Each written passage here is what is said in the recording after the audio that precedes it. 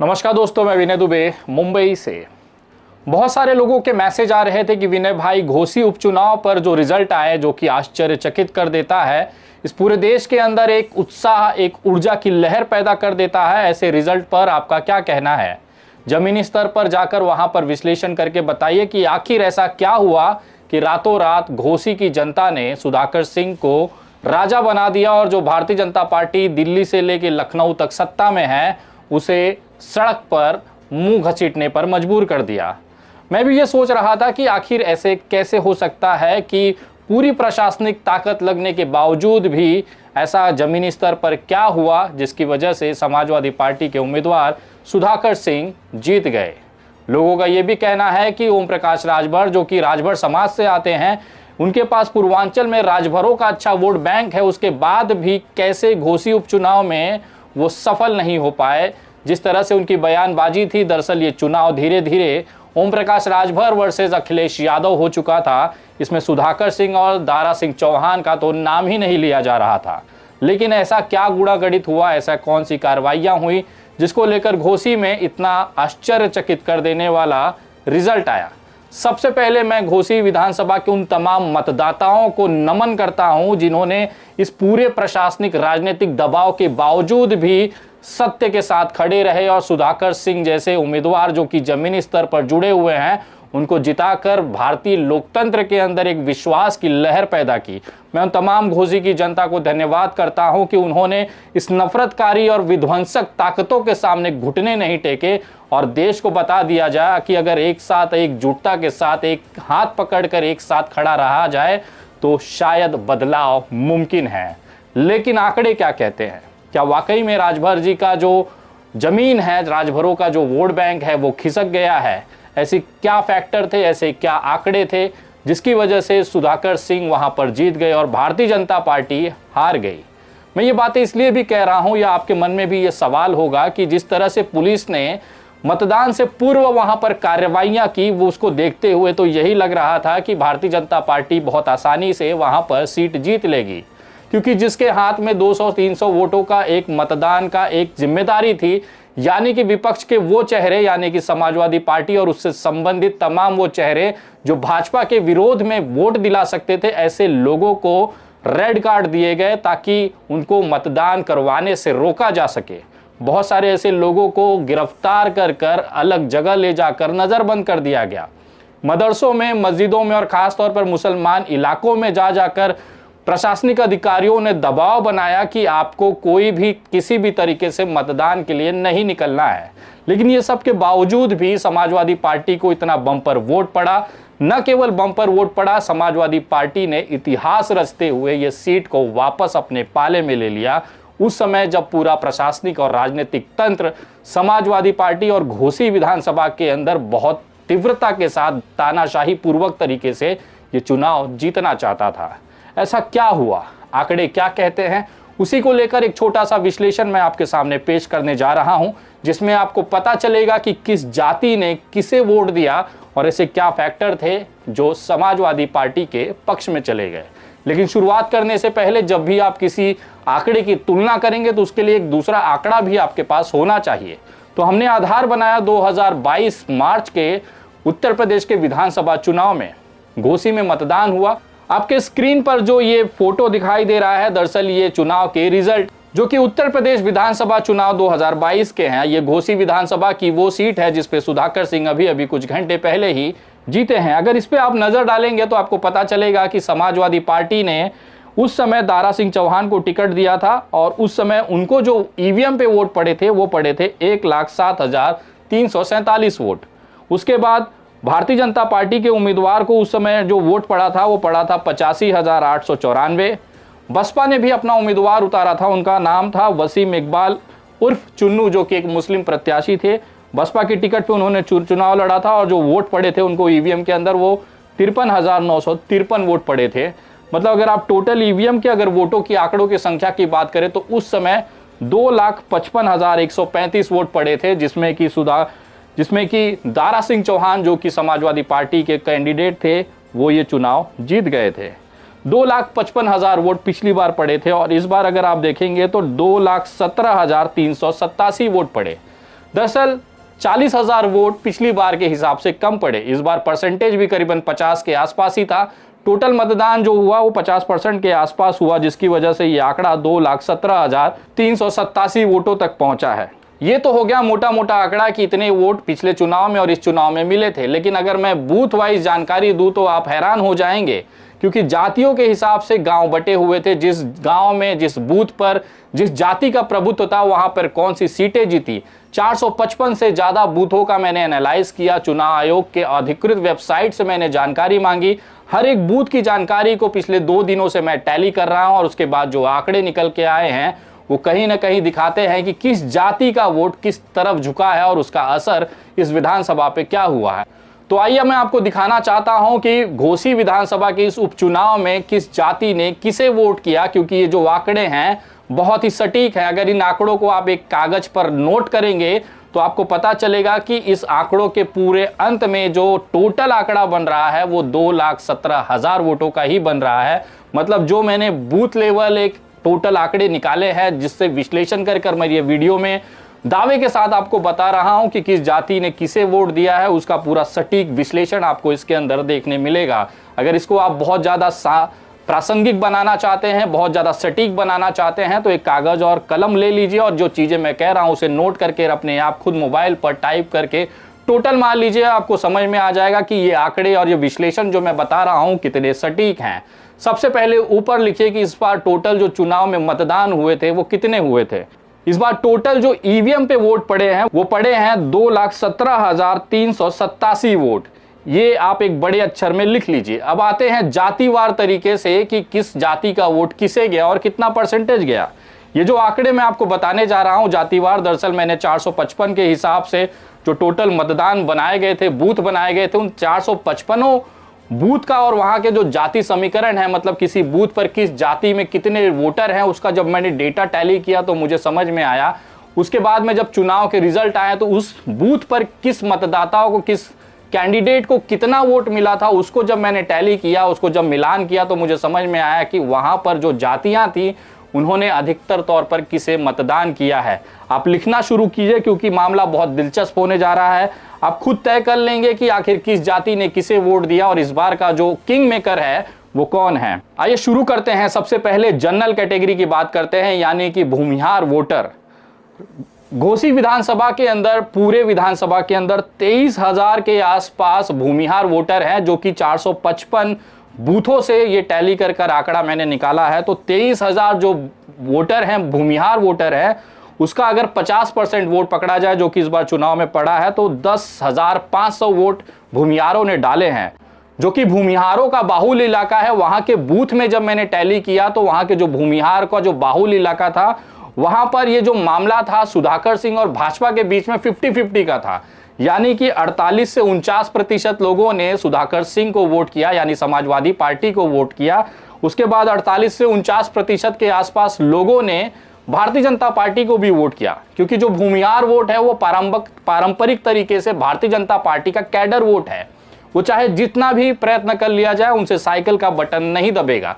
लेकिन इस बार anti incumbency थी, दारा सिंह चौहान की छवि खराब थी, एक बाहरी का माहौल था और जनता का मुंह सुधाकर सिंह के साथ था, जिसकी वजह से भूमिहारों के अंदर भी ये परिवर्तन मिला। उन्होंने पहली बार भारतीय जनता पार्टी का कमल का बटन न दबाकर साइकिल पर वोट किया। ये जो आंकड़ा था वो 48 से 49% था, यानी 10,500 वोटों में से 5,250 वोट भारतीय जनता पार्टी को गए और 5,250 वोट ये समाजवादी पार्टी के आए, जो कि भूमिहार वोट थे।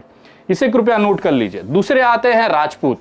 सबसे बड़ा फैक्टर इस चुनाव में वो था क्योंकि राजपूत जो 99% भारतीय जनता पार्टी का कट्टर समर्थक है, चाहे किसी भी हालात में हो जाए, वो हिंदुत्व का साथ नहीं छोड़ते, वो भारतीय जनता पार्टी का साथ नहीं छोड़ते।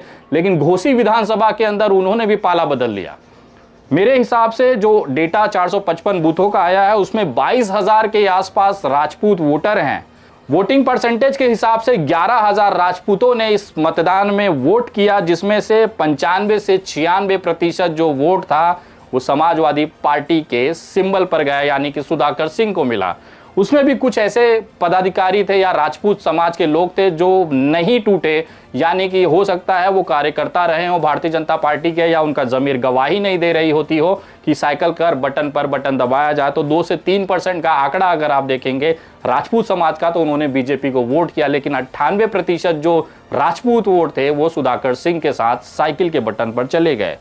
मतलब राजपूत समाज का 11,000 वोट का जो आंकड़ा है उसमें 96% से 98% जो आंकड़ा है वो सुधाकर सिंह के पास चले गए। उसके बाद आते हैं ब्राह्मण और अदर, जिनका आंकड़ा बहुत ही छोटा है, करीबन 2000 के आसपास। टोटल आंकड़ा तो 10,000 है, लेकिन वोटिंग परसेंटेज इनकी कम पड़ी है। उस इलाकों में जहां पर ब्राह्मण बाहुल इलाका है वहां पे वोटिंग कम हुई है। दरअसल ये बीजेपी का कोर वोटर था जो चाहता तो था कि भारतीय जनता पार्टी को वोट दिया जाए, लेकिन कैंडिडेट उनके मनपसंद नहीं होने की वजह से उन्होंने इस वोट का बाइकआउट किया, जिसकी वजह से ब्राह्मणों का वोट बहुत ही नगण्य रहा। मतलब जिस इलाकों में ब्राह्मण बाहुल्य है वहां पर मतदान ही नहीं हुआ। उन्होंने ना सुधाकर सिंह को बटन दबाया, ना उन्होंने भाजपा को वोट दिया, वो अपने घर पर बैठे रहे। उसके बाद आते हैं ओबीसी कैटेगरी में, जो सबसे बड़ा वहां पर ओबीसी कैटेगरी में सबसे बड़ी जाति है वो है यादव समाज की, जिसके 52,000 के आसपास वोटर थे, जिसमें से सबसे ज्यादा वोटिंग परसेंटेज जिनको दिखा 30,000 से ज्यादा यादवों ने वहां पर मतदान किया, और उसका जो आंकड़ा था वो 98% के आसपास था। यानी कि 30,000 का 30,000 वोट भी अगर आप सोचे तो पूरा का पूरा वो समाजवादी पार्टी के सुधाकर सिंह को गया। दरअसल यादव समाजवादी पार्टी का एक कोर वोट बैंक है और ये कभी भी डगमगाता नहीं है अनटिल अनलेस उनके मनपसंद का भारतीय जनता पार्टी का उम्मीदवार हो। तो कृपया नोट कर लीजिए, यादव समाज का जो 30,000 वोट था वो भी समाजवादी पार्टी के खेमे में गया। उसके बाद आता है राजभर। ये सबसे बड़ा जाति का ऐसा फैक्टर है जिसने पूरा ये जो ध्रुवीकरण था या एक तरह से चुनाव का जो सबसे सेंटर पॉइंट था वो राजभर समाज था, क्योंकि ओम प्रकाश राजभर इस समाज से आते हैं। सुहेलदेव समाज पार्टी के वो राष्ट्रीय अध्यक्ष हैं और पूरे विधानसभा चुनाव के अंदर वो चर्चा में रहे। सबसे बड़ा ये सवाल था क्या राजभर वोट जो है वो डगमगा गया, उन्होंने समाजवादी पार्टी को वोट किया है। आइए मैं बताता हूं वो रहस्य जिसकी वजह से आपके भी मन में जो सवाल है उसके जवाब मिल जाएंगे। टोटल राजभर वोट जो है यहाँ पर 68,000 है, यानी 68,000 के आसपास जो राजभर वोट है उसमें से 50% के आसपास वोटिंग हुई है। 34,000 के आसपास ये वोट पड़े हैं। 455 बूथों पे जब मैंने राजभर वोटों के बाहुल्य इलाकों में जब उसका एनालाइज किया तो मुझे पता चला केवल 7 से 10% जो वोट है वो समाजवादी पार्टी को गया है। नोट करिएगा, बहुत दिलचस्प चीज बता रहा हूं। ये 455 बूथों का आंकड़ा दे रहा हूं मैं, एकदम सटीक, जो कि इलेक्शन कमीशन की वेबसाइट से मैंने निकाले हैं, उसको टैली किया है। 2 दिन की मेहनत के बाद ये आंकड़े निकल के आए हैं कि राजभर समाज का 68,000 वोट है, जिसमें से 50% वोटिंग हुई है। 34,000 वोट राजभरों के पड़े हैं, जिसमें से 7 से 10% वोट समाजवादी पार्टी को गया है। राजभरों का सबसे बड़ा वोट जो है 83 से 90% के आसपास ये राजभर वोट भारतीय जनता पार्टी के खेमे में गए हैं। तो जिनको भी लग रहा है कि ओम प्रकाश राजभर की जो जमीन है राजभरों की खिसक गई है, क्योंकि यही वोट पिछली बार ओम प्रकाश राजभर की वजह से समाजवादी पार्टी की तरफ झुका था, लेकिन इस बार 2023 के उपचुनाव में जब 455 बूथों का आंकड़ा मैंने निकाला है और जो राजभर बाहुल्य इलाके हैं वहां पर जब वोटिंग मैंने देखी है, वहां पर एक एक बूथ का जो नंबर मैंने देखा है बीजेपी और समाजवादी पार्टी का, तो जो रेशो निकल के आया है 7 से 10% वो समाजवादी पार्टी को गया है और 83 से 90% जो वोट है वो भारतीय जनता पार्टी को पहुंचा है। यानी कि दारा सिंह चौहान के नाम पर कमल पर राजभरों ने इस बार वहां पर वोट दिया है। ये चुनावी आंकड़े मैं आपको एनालाइज करके दे रहा हूं। उसके बाद बिंद और निषाद समाज आता है, जिसके करीबन 15,000 वोट हैं, जिसमें से 7,500 वोट पड़े हैं।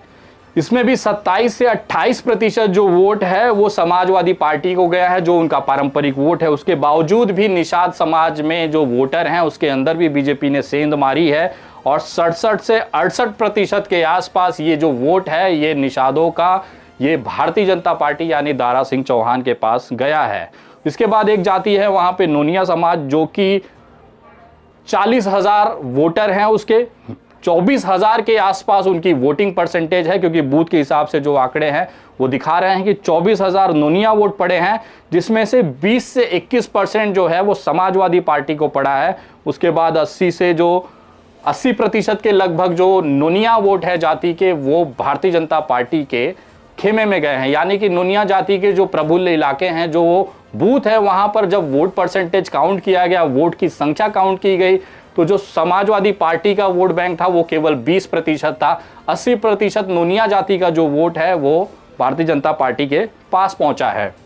इसके अलावा पिछड़ी जातियों में अदर भी हैं, बहुत सारी ऐसी छोटी जातियां हैं। अगर उस टोटल आंकड़ा उसका 24,000 के आसपास मुझे मिला है 455 बूथों पे, उसका अगर 11,000 के आसपास अगर आप एक एवरेज परसेंटेज मतदान पहुंचे, तो उसमें जो 44 से 45% वोट पड़ा है वो सुधाकर सिंह के पास गया है। मतलब यादव, राजभर, नोनिया, बिंद और निषाद को छोड़कर जो अन्य पिछड़ी जातियां हैं उसके अंदर जो 24,000 मतदाता थे, जिसमें से 50% वोटिंग के हिसाब से 11,000 का एवरेज मुझे 455 बूथों पे मिला है, उसको देखते हुए 44 से 45% ये वोट जो अदर ओबीसी के वोटर हैं उनका वोट समाजवादी पार्टी को गया है, और 46 से 47% ये भारतीय जनता पार्टी के पास भी आया है। अब आते हैं उस पहलू पे कि आखिर इस पूरे चुनाव का किंग मेकर कौन सा समाज रहा। दरअसल इस पूरे चुनाव में दो जातियां ऐसी थी जो किंग मेकर के हिसाब से बैठी थी। पहली जाति थी दलित, दूसरी जाति थी मुसलमानों की। पहली बात करते हैं दलित की कि आखिर इनके पास कितना वोट था और किस तरफ उनका रुझान रहा है। मैं चौंक गया जब ये आंकड़े मैंने देखे कि दलित समाज का कोई भी वहां पर उम्मीदवार नहीं था। बसपा ने कोई उम्मीदवार वहां पर नहीं दिया था, उनको स्वतंत्रता के हिसाब से चुनाव करना था कि दलित जो वोटर है, मतदाता है, वो अपने हिसाब से चाहे जिसे वोट दे सकता है। जब मैंने 455 बूथों का आंकड़ा निकाला और उसमें दलित बाहुल्य इलाकों का जब मैंने आंकड़ा निकाला, तो जो परसेंटेज मुझे दिखाई दिया वो चौंका दिया गया, क्योंकि समाचार चैनलों पर और बाकी सोशल मीडिया पर यह चल रहा था कि दलित का जो वोट था वो समाजवादी पार्टी के खेमे में गया, जिसकी वजह से ये बम्पर जीत हुई। लेकिन आंकड़े क्या कहते हैं जरा देखते हैं।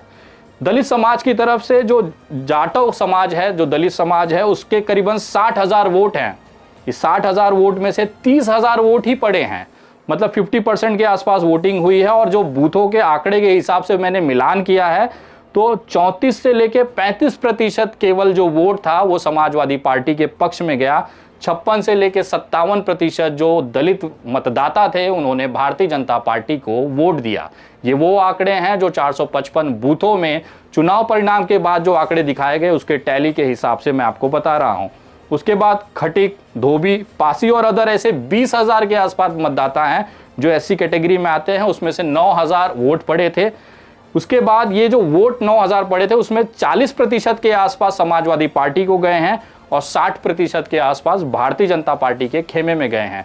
अगर देखा जाए दलित समाज का जो वोट बैंक है वो दो हिस्सों में बंट गया। 40% के आसपास समाजवादी पार्टी को गया और 60% के आसपास ये भारतीय जनता पार्टी के पास गया। अब आते हैं उस किंग मेकर को जिसने इस पूरे चुनाव को घुमा दिया, वो है मुसलमान समाज। मुस्लिम समाज के यहाँ पर सबसे ज़्यादा वोट बैंक 81,000 वोट थे।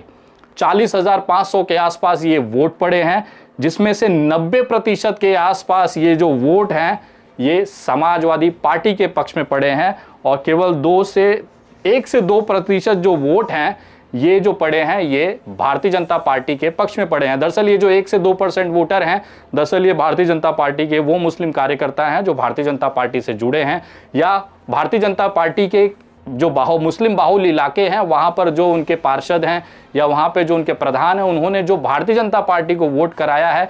क्योंकि वहाँ पर भी देखा गया कि कुछ मुसलमान लॉबी ऐसी थी जो भारतीय जनता पार्टी को सपोर्ट कर रही थी। ये जो 1 से 2% का आंकड़ा है ये उनका मैंने पाया है कि यहाँ पर भी कुछ वोट वहाँ पर गए हैं।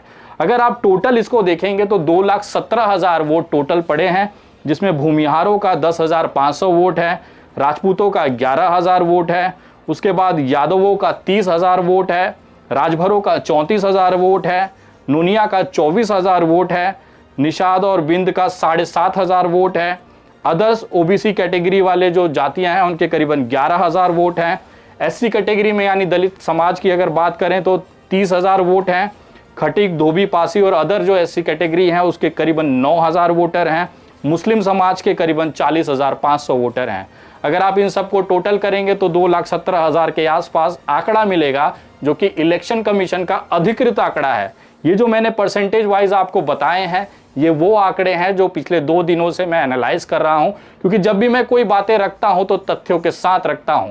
यहाँ पे आपको देखने की बात ये होगी कि भारतीय जनता पार्टी ने जिस तरह से तानाशाही करते हुए ये चुनाव जीतने का प्रयास किया, पुलिस को एक्टिवेट किया, खुलेआम उन्होंने दिखाया कैसे रेड कार्ड दिया जा रहा है, किसी को नजरबंद कर दिया जा रहा है। सबसे बड़ी गलती जो मुझे दिखाई दे रही है कि Bharatiya Janata party over confidence थी।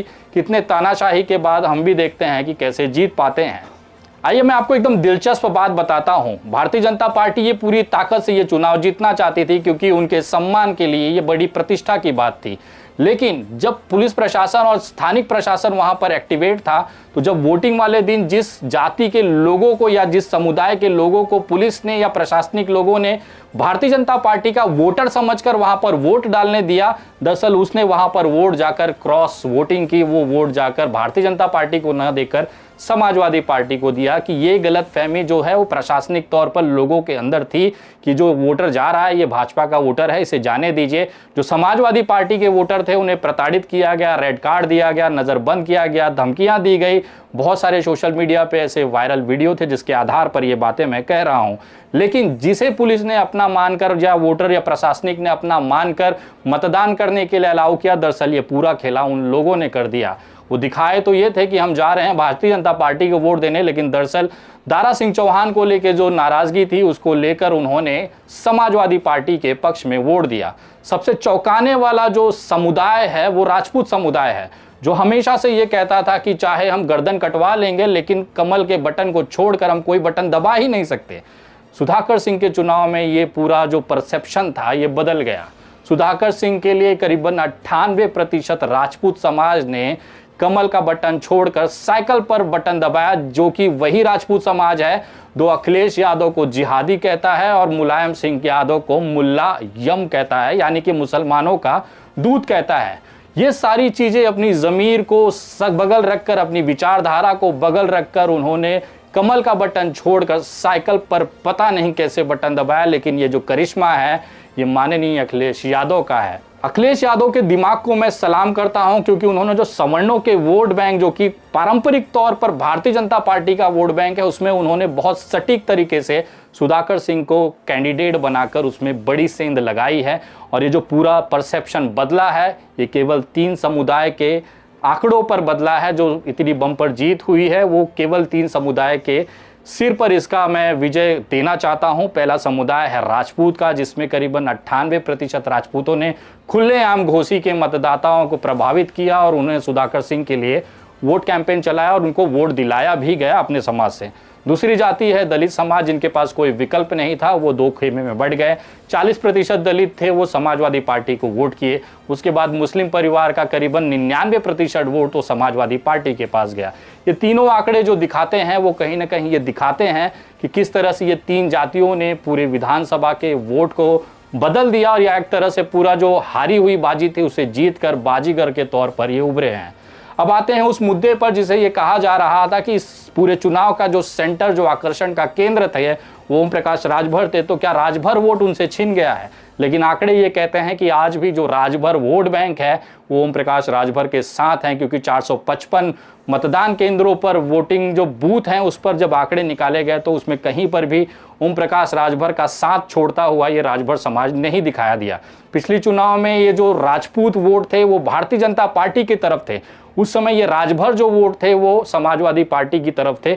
यही जो फेरबदल हुआ है इसकी वजह से ये आंकड़ा नील हुआ। लेकिन जो दलित समाज के 50,000 बसपा के पिछली बार के वोट थे, वही दलित और मुस्लिम वोट बैंक जो है इस बार सुधाकर सिंह के साथ जुड़े हैं, जिसकी वजह से ये 40,000 से ज़्यादा का मार्जिन इस बार इनको मिला है। लेकिन सुधाकर सिंह के जीत के पीछे केवल इन आंकड़ों का ही खेल नहीं है, उसके पीछे जमीनी स्तर पर बहुत सारी ऐसी चीज़ें हैं, फैक्टर्स हैं, जिसकी वजह से ये चुनाव भारतीय जनता पार्टी के हाथ से निकलता गया। सबसे पहला फैक्टर जो मुझे समझ में आया इस पूरे चुनाव के एनालाइज के दौरान वो था स्थानिक विरुद्ध बाहरी का जो एक लड़ाई था। सुधाकर सिंह वहां के स्थानिक नेता हैं, लोगों के अंदर अच्छी पकड़ है। दारा सिंह चौहान को बाहरी के तौर पर प्रोजेक्ट किया गया, जिसकी वजह से ये लड़ाई स्थानिक वर्सेस बाहरी के हिसाब से हो गई और ये सबसे बड़ा फैक्टर घोसी की जनता के दिमागों में बैठ गया। दूसरा जो सबसे बड़ा फैक्टर था वो सहानुभूति और एंटी इनकम्बेंसी यानी कि विरोधी लहर। सहानुभूति जो था वो सुधाकर सिंह के पास में था और जो विरोधी लहर थी वो दारा सिंह चौहान के साथ में था। सुधाकर सिंह जो कि स्थानिक नेता हैं, उनके हिसाब से लोगों की सहानुभूति जुटी थी, लेकिन एक विरोधी लहर दारा सिंह चौहान के लिए थी, क्योंकि वो एक अवसरवादी नेता के तौर पर देखे गए कि जब उनको जहां मौका मिला उन्होंने पार्टियां को बदला, उन्होंने दल बदले, अपने मन के हिसाब से अपनी राजनीति की और बार बार उन्होंने पक्ष का जो दल बदलू पहलू है वो दिखाया है। लोगों के अंदर उसके खिलाफ एक विरोध लहर थी जिसका खामियाजा इस चुनाव में उनको भुगतना पड़ा। तीसरा फैक्टर जो मुझे समझ में आया वो था निष्ठा और अवसरवादिता का। सुधाकर सिंह एक निष्ठावान समाजवादी पार्टी के कार्यकर्ता हैं। वो चुनाव जीते चाहे हारे, उन्होंने अपना कभी भी निर्णय नहीं बदला। वो लगातार सुधाकर सिंह जो थे वो समाजवादी पार्टी अखिलेश यादव के प्रति निष्ठावान रहे, जिसकी वजह से लोगों के अंदर उनकी एक इमेज बहुत ही पारदर्शी तरीके से, बहुत सकारात्मक इमेज लोगों के अंदर बनी थी। लेकिन दारा सिंह चौहान के साथ में इसका ठीक उल्टा था। अवसरवादिता के हिसाब से उनका नाम सबसे टॉप पे लिया जाता था। पहले भारतीय जनता पार्टी, फिर समाजवादी पार्टी, फिर भारतीय जनता पार्टी, फिर मंत्री बनने के लिए फिर चुनाव, रिजाइन, ये सारे जो फैक्टर्स थे ये अवसरवादिता के हिसाब से घोसी की जनता के दिमाग में बैठा था। उन्हें ये सवाल था कि क्या भरोसा है कि इस बार जीतेगा और पार्टी नहीं बदलेगा, तो काहे अपना वोट खराब करना, ऐसे वह अवसरवादी लोगों को बगल करिए। और जो निष्ठावान है, अपने पार्टी के प्रति कट्टर है, जो कभी भी टिकट कटने के बाद भी पार्टी नहीं छोड़ता, ऐसे निष्ठावान सुधाकर सिंह को हमें जिताना है। वहां पर चुनाव में ये फैक्टर हमें देखने के लिए मिला है। चौथा जो सबसे महत्वपूर्ण कारण था कि जमीनी जो भाजपाई कार्यकर्ता है उसका अनदेखी किया गया। दरअसल वहां पर एक ऐसा भाजपाई खेमा, एक नहीं 2-3 ऐसे भाजपाई खेमे थे जो चाहते थे कि वहां का इस बार के उपचुनाव में उनको टिकट मिलेगा। इसके साथ साथ जब दारा सिंह चौहान मंत्री बने थे पिछले बार भारतीय जनता पार्टी के कार्यकाल में, उस समय भी उन्होंने घोसी में कभी पलट कर देखा ही नहीं, तो कार्यकर्ताओं से जुड़ाव या उनसी बातें या उनके लिए एक समर्पण दिखा ही नहीं। ये सारा गुस्सा था जिसकी वजह से भारतीय जनता पार्टी ने खुद कैंपेन कर सुधाकर सिंह को वोट दिलाने का काम किया है। यह अंदरूनी खबर है कि भारतीय जनता पार्टी का करीबन 60% जो कैडर था, जो स्थानिक 2-3 उम्मीदवार थे, जो संभावित उम्मीदवार थे, उन्होंने ये महसूस किया कि अगर दारा सिंह चौहान भारतीय जनता पार्टी से जीत जाएगा तो भविष्य में उनको राजनीति करने के लिए जगह नहीं मिलेगी, जिसकी वजह से उन्होंने पूरी ताकत लगा के जो संभावित उम्मीदवार थे उन्होंने भी भारतीय जनता पार्टी को हराने के लिए अपने जो वोट बैंक थे, जो भारतीय जनता पार्टी का कैडर वोट था, उसे भी समाजवादी पार्टी की तरफ टर्न कर दिया। ये कहीं ना कहीं भारतीय जनता पार्टी के उन कार्यकर्ताओं की अनदेखी थी, उनकी भावनाओं को समझने में भारतीय जनता पार्टी संगठन ने भूल की, जिसकी वजह से इनको खामियाजा यहाँ पर भुगतना पड़ा। अब आते हैं उस सबसे महत्वपूर्ण फैक्टर पर जिसको आप भी नकार नहीं सकते। इस चुनाव में जनता के मुद्दों पर बात ही नहीं की गई कि सड़कें क्या होंगी, शिक्षा के लिए क्या होगा, किस तरह की सुविधाएं दी जाएंगी, हम क्या करेंगे क्या नहीं करेंगे। दरअसल ये पूरा चुनाव व्यक्तिगत तौर की छींटाकशी पर टिकी रह गई। अगर ओम प्रकाश राजभर का यादवों के लिए जो बयान आप देखेंगे तो वो व्यक्तिगत तौर पर था। ये पूरा जो घोसी का चुनाव था ये कहीं ना कहीं अखिलेश यादव, ओम प्रकाश राजभर, अखिलेश यादव, ओम प्रकाश राजभर, इनके बीच में व्यक्तिगत छींटाकशी के हिसाब से ही रह गया। जनता ने यह महसूस किया कि ये नेता तो आपस में ही लड़ रहे हैं, तो हमारे जो जमीनी मुद्दे हैं, चाहे शिक्षा हो, स्वास्थ्य हो, रोजगार हो, या वहाँ की सड़कें हैं, मूलभूत सुविधाएं हैं, उस पर तो ये बात ही नहीं कर रहे हैं। ये वो फैक्टर था जिसको लेकर ये एक बड़ा एंटी इनकम्बेंसी यानी कि एक अविश्वास भारतीय जनता पार्टी के खेमे में तैयार हो रहा था, उनके विरोध में तैयार हो रहा था। ये जो व्यक्तिगत छींटाकशी की जा रही थी वो भी एक बड़ा फैक्टर बन के निकला, जो दारा सिंह चौहान के हार का कारण बना। अगर आप इस पूरे वीडियो को अगर एक समीकरण के तौर पर देखेंगे या एक पेन पेपर लेकर बैठकर नोट करते हुए देखेंगे तो आपको समझ में आ जाएगा कि किस तरह का खेला जमीनी स्तर पर खेला गया। जाते जाते मैं आपको एक हास्यास्पद चीज दिखा के जाता हूं, शायद आपको हंसने आएगा। आपको लग रहा होगा कि कांग्रेस पार्टी ने घोसी उपचुनाव के अंदर समर्थन कर दिया सुधाकर सिंह को, जिसकी वजह से बहुत बड़ा बदलाव आ गया। आपने ये भी खबरें देखी होंगी कि आम आदमी पार्टी ने भी सुधाकर सिंह को समर्थन कर दिया इंडिया गठबंधन के हिसाब से। लेकिन अगर आप 2022 के मार्च के विधानसभा चुनाव उत्तर प्रदेश के आंकड़े को देखेंगे तो कांग्रेस के पंजे के ऊपर, चुनाव चिन्ह के ऊपर एक उम्मीदवार पिछले चुनाव में लड़ा था, उनका नाम था प्रियंका। इनको करीबन 1998 वोट पड़े थे, मतलब 1998 वोट पड़े थे। और आम आदमी पार्टी के उम्मीदवार थे पंकज कुमार, जिनको केवल 507 वोट पड़े थे। कांग्रेस और आम आदमी पार्टी 2000 के अंदर वोटों पर सिमट गई, जो दिखाता है कि अगर वो समाजवादी पार्टी को समर्थन नहीं भी करते तो कोई बड़ा बदलाव होने की उम्मीद नहीं थी। लेकिन एक मनोवैज्ञानिक तरीके से पार्टी इंडिया गठबंधन का हिस्सा होने की वजह से उनके कार्यकर्ताओं ने जितनी मेहनत की है समाजवादी पार्टी के कैंडिडेट को जिताने के लिए, उसको मैं धन्यवाद करता हूं, सैल्यूट करता हूं। एक धन्यवाद के हकदार कांग्रेस और आम आदमी पार्टी के भी वो कार्यकर्ता हैं जिन्होंने दिन रात मेहनत कर इस चुनाव को अभूतपूर्व और ऐतिहासिक बना दिया। सबसे बड़ा फैक्टर इसमें जो निकल के आया है कि राजनेताओं की अपनी व्यक्तिगत छींटाकशी, किसी जाति समुदाय के ऊपर टिप्पणी, उसके बाद जो दलित समुदाय है, मुस्लिम समुदाय है, और सबसे जो आश्चर्यचकित कर देने वाला जो जाति समुदाय है वो राजपूत का है। जब भी आप घोसी विधानसभा के किसी राजपूत को मिलें तो उनको कहें जय समाजवाद, क्योंकि उन्होंने भारतीय जनता पार्टी की उस नफरतबाज आइडियोलॉजी को त्याग कर समाजवादी पार्टी के साइकिल पर बैठकर सवारी करने का मन बना लिया है। अगर ऐसा ही सवर्ण समाज, दलित समाज, मुस्लिम समाज, ओबीसी समाज अगर एक दूसरे का हाथ पकड़कर 2024 के लोकसभा चुनाव में एक साथ मिलकर एकजुटता के साथ लड़े तो इस नफरतबाज भारतीय जनता पार्टी को देश से निकाला जा सकता है, उनकी औकात वापस से 2 सीटों पर लाई जा सकती है। उसका ताज़ा उदाहरण घोसी के उपचुनाव में देखने के लिए मिला। देखना दिलचस्प होगा कि 2024 के लोकसभा चुनाव में क्या परिवर्तन हो सकता है। एक छोटा सा विश्लेषण घोसी उपचुनाव को लेकर था, आपको कैसा लगा कमेंट करके ज़रूर बताएं। ये वीडियो तमाम भारत के मोबाइल तक पहुंचाने की जिम्मेदारी आपकी है, और सबसे इम्पॉर्टेंट घोसी के लगभग हर मतदाताओं को ये वीडियो ज़रूर शेयर करें ताकि उनको पता होना चाहिए कि आखिर वहाँ पर कैसा खेला हुआ जिसकी वजह से ये आश्चर्यजनक रिजल्ट देश के सामने आया। अगली वीडियो किसी अन्य मुद्दे पर बहुत जल्द, तब तक जय हिंद, जय महाराष्ट्र।